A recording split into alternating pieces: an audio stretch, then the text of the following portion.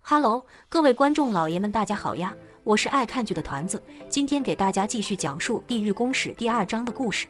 故事紧接上集剧情，这个女人名叫镜子，她已经被恶鬼审判，不久将要下地狱。她来找女律师慧珍寻找帮助。至于镜子为什么找律师而不找警察报案，我们先留作疑问。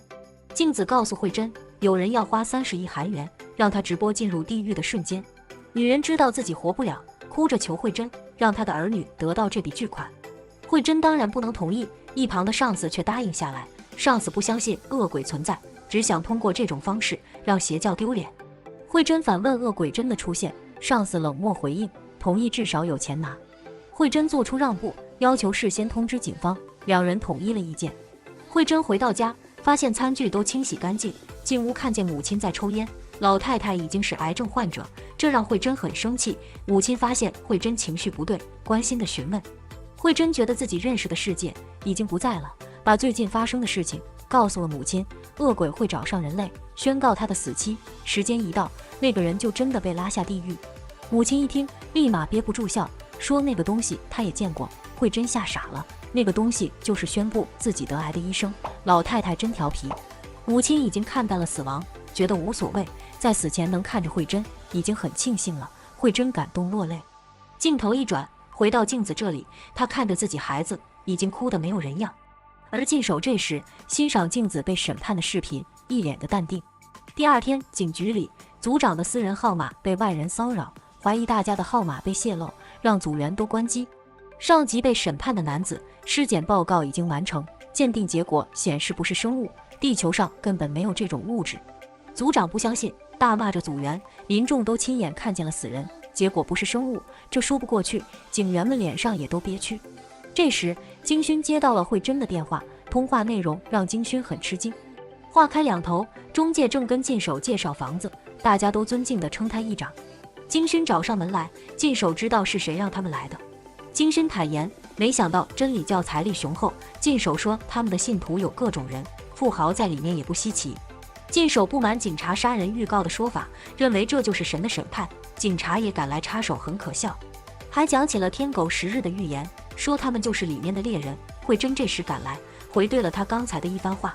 众人都来到了镜子家，警员想要见见孩子们，却被金勋拦下了。而在屋里的两人，哥哥偷听着外面的谈话，几人商量着直播的细节，进手却用玩笑的态度对待，这让慧珍很不满。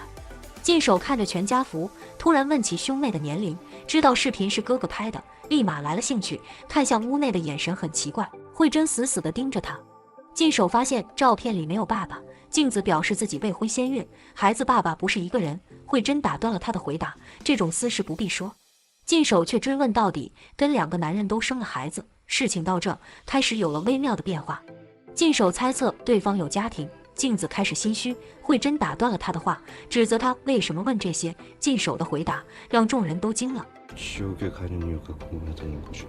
大儿子冲出来为母亲辩护，进手看着他脸上却笑了。镜子把兄妹送回了房间，出来后直接跪在进手面前，自己什么罪名都行，只想让孩子们平安。接着求慧珍把孩子们送到没人认识的地方生活。进手从头到尾只是静静地看着他。众人从镜子家出来，进手走之前告诉慧珍，新的世界即将来临。慧珍陷入了沉思。金勋这时问起打算怎么处理孩子们，慧珍考虑让镜子一家都去加拿大，那里有他的亲戚。骷髅头又开启了直播，向世界宣告有人将要下地狱，而且会直播全部过程。屏幕外，不管是上班族还是老人，就连学生都相信了他的话。骷髅头抛出了一个问题，真理教没有说出此人的信息跟罪名，这是一个看不见脸的人爆出了镜子一家人的事实，直播间立马疯狂。而这个人就是白天的警员，金勋的下属，他也是邪教一份子。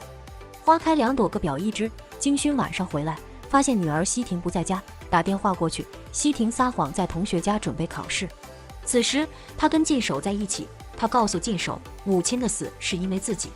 那天母亲让他给金勋送衣服，途中路过宠物店，忘记了这件事。回家后，母亲决定自己去送，没想路上被人杀害，爸爸也失去了妻子。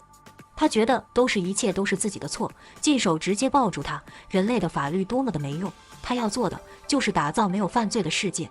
金勋这边发现镜子一家已经上了热搜，赶紧给慧珍打电话。慧珍正在去镜子家的路上，要马上送他们一家出国。而金勋不知道下属已经叛变，把要送镜子出国的消息告诉了他。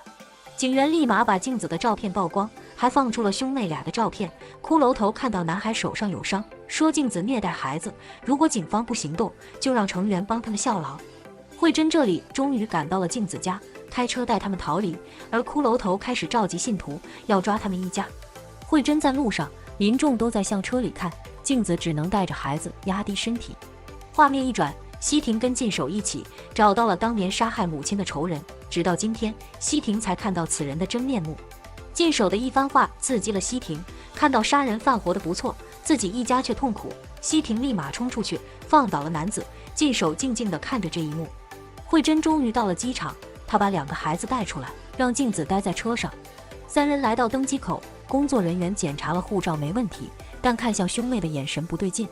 上了飞机，妹妹突然想上厕所，空姐表示帮忙，结果一转眼，哥哥却发现人不见了。妹妹原来跟一个老奶奶说上了话，哥哥赶紧拉着她走了。金勋也见到了镜子，2人都担心孩子的情况。慧珍确认兄妹上了飞机，几人松了一口气。镜子因为没有跟孩子告别，哭成了泪人，慧珍看着也难过。禁守2人这里把杀人犯脱光了衣服，看着男人有醒来的迹象，禁守直接把他捂死过去，接着西婷推进炉子里，把他当场火化了。眼看杀人犯在火里挣扎，西婷露出扭曲的笑脸。天亮之后，电视台找到了焚烧后的尸体，大批记者疯狂拍照。金勋跟女儿还是联系不上，发了几条短信都没有回复。回到警局后，同事告诉组长找他谈话，脸上表情很不好。组长这时悠闲地洗着脚，让金勋坐下看新闻。电视上正报道着发现一具焦尸，死者正是6年前杀害妻子的人。金勋当场看傻了。电视台认为这跟之前地狱宣告是同一类案件，犯罪的人都受到了神的处罚。由于电视台先一步到现场，所有信息都被曝光，这让组长很窝火。金勋还想再次确认，组长却说尸体那种形态根本验不出 DNA。 组长以为金勋对此事知情，金勋表示昨晚送走了镜子的孩子。既然如此，组长警告金勋不要插手此案。媒体的注意都在明天镜子要下地狱的事情上。骷髅头这边也在直播中曝光金勋妻子的案件，当时的杀人犯没收到法律的制裁，反而进到医院治疗，法官认为他没有作案动机。人类的法律没有用，这次就是神的处罚。接着他跪在镜头前，求镜子坦白自己的罪行，这时死前最有意义的事情。画面一转，大批民众聚集在镜子家楼下，喊着让镜子付出代价。慧珍在楼上看着，心里很是无语。屋里的人都在准备直播的东西，慧珍来找镜子，她看着女儿的话，默默地落泪。慧珍坐到她身边，想让她换个地方休息，但是如果出去就意味着违约，镜子决定哪也不去。她只是默默地看着女儿的话。这时又一个坏消息传来，各大电视台都要转播这次活动，下面的民众也都跟疯了一样。金勋还在关心焦尸的案子，打电话给当地的警局，对方表示现场已经破坏，根本搜不到证据，只找到了一段监控画面。金勋想看一下视频，对方答应了。金勋再次拨通了女儿电话，却还是没人接，他只好打给学校老师。突然，一伙邪教成员大闹警局，连警察都敢打，他们都说着同样的话。金勋也受了伤。另一边，为了直播效果，镜子的家都被拆了一半，阳台还摆上了椅子，下面是疯狂的民众，这一幕太讽刺了。各大电视台也都到了现场，要做第一时间报道。这一刻，镜子的家成了全国的焦点。人群中走出一批戴面具的人，他们自称是贵宾，那些椅子就是给他们准备的。慧珍此时明白了，30亿韩元的来处就是这些有钱人拿来看戏的。3天时间就准备好了一切，邪教的势力恐怕已经布满了全国。这时，憔悴的镜子走了出来，眼前的一切已经让他站都站不稳了。金勋来到现场，却没有看见禁守，警局还派来了特警队支援。金勋吩咐下去，如果有危险，无论如何保护镜子的安全。审判的时间要到了，警察被要求在外面等。镜子满脸的惊恐，周围的围观群众都静静看着镜子，警察也都严阵以待。随着倒计时结束，本章暂时告一段落。我是团子，非常感谢大家的收看，我们将继续给大家第一时间带来《地狱公使》的解说。那我们就下个视频见了。